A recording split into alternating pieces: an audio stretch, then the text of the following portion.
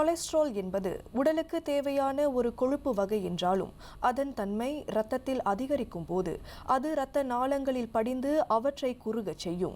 இதனால் உடலின் இயல்பான இரத்த ஓட்டம் படிப்படியாக குறைந்து பின்னர் இதய நோய்கள், இரத்த நாள அடைப்பு, பக்கவாதம் உள்ளிட்ட பல்வேறு பாதிப்புகளை ஏற்படுத்தி சத்தமில்லா உயிர்கொல்லியாகவும் இரத்தத்தில் கொழுப்பு உருவெடுக்கிறது. இன்றைய பரபரப்பான வாழ்க்கை சூழலில் 40 வயதிற்கு மேற்பட்டவர்களுடன் இளம் வயதினரும் இதய நோய்களின் அபாயத்தை அதிக அளவில் எதிர்கொண்டு வருவதாக கூறுகிறார் பொதுநல மருத்துவர் டாக்டர் விக்னேசன் துரைசாமி.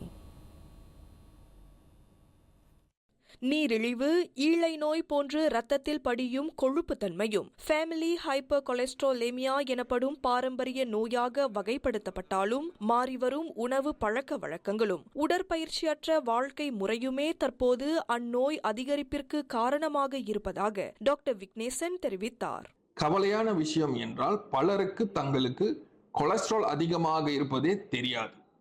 அதிக கொலஸ்ட்ராலுக்கு முக்கியமான காரணங்கள் என்ன? அதிக எண்ணெய் மற்றும் கொழுப்பு நிறைந்த உணவுகள், ஃபாஸ்ட் ஃபுட் மற்றும் பதப்படுத்தப்பட்ட உணவுகள், உடற்பயிற்சி இல்லாத வாழ்க்கை முறை, உடல் கொழுப்பு, புகைப்பிடிப்பதல், நீரிழிவு மற்றும் உயர் இரத்த அழுத்தம்.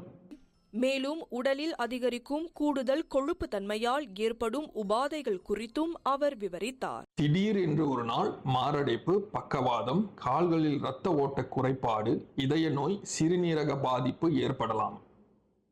இதெல்லாம் எப்போ வரும், எப்படி வரும்னு தெரியாது. ஆனா வர வேண்டிய நேரத்துல கரெக்டா வரும். இவ்வகை பிரச்சனைகள் ஏற்படாமல் தவிர்ப்பதற்கான சில தீர்வுகளையும் டாக்டர் விக்னேசன் பகிர்ந்து கொண்டார். 30 வயது தாண்டிட்டீங்களா, உடனே போய் ஒரு பிளட் டெஸ்ட் எடுத்து கொலஸ்ட்ராலை செக் பண்ணுங்க. ஆரோக்கியமான உணவு முறைகளை பின்பற்றுங்கள். வாரத்திற்கு குறைந்தது 150 நிமிடங்கள் உடற்பயிற்சி செய்யுங்கள். உடல் எடையை கட்டுப்படுத்துங்கள். புகைப்பிடிப்பதை நிறுத்துங்கள். வருடத்திற்கு ஒரு முறை கொலஸ்ட்ரால் பரிசோதனை செய்து கொள்ளுங்கள். உடலில் அதிக கொழுப்பு தன்மை இருப்பது கட்டுப்படுத்த முடியாத ஒரு நோய் அல்ல. மாறாக சரியான வாழ்க்கை முறை மாற்றங்களையும் தேவையான மருந்துகளையும் முறையாக எடுத்துக்கொண்டால் இதை முழுமையாக கட்டுப்பாட்டிற்குள் கொண்டு வரலாம்.